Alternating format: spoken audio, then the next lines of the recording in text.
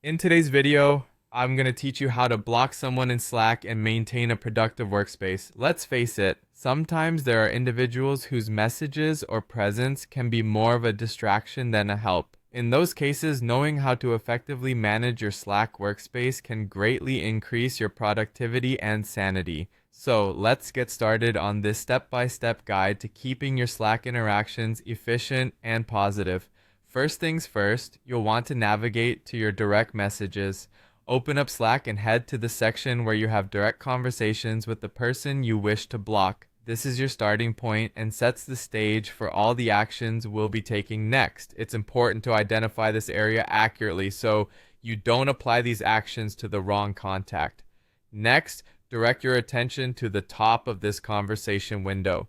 You'll notice there are several icons and menus. Look for the More Actions menu. This is typically represented by 3 dots or a similar icon depending on your version of Slack.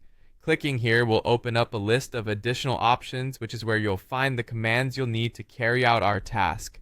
Now, from the options that appear, consider choosing Hide. By selecting this option, you are essentially taking a step that will shield interactions with this person from cluttering your workspace. It's a gentle way to remove the conversation from immediate view while maintaining the possibility of accessing it later if needed. This step is crucial as it balances eliminating immediate disturbances without permanent actions. Following that, there will be an option to hide this person. Clicking on this will confirm your decision to make the contact less visible within your Slack environment.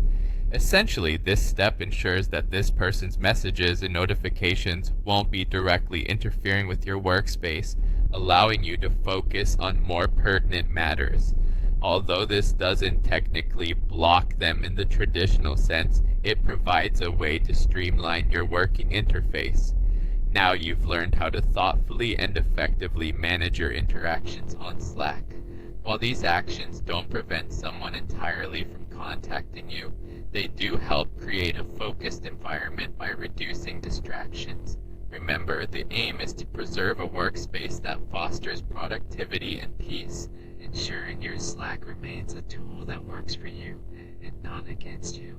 I hope you found this walkthrough helpful, and remember to check out other tips and tutorials for optimizing your Slack and other productivity tools.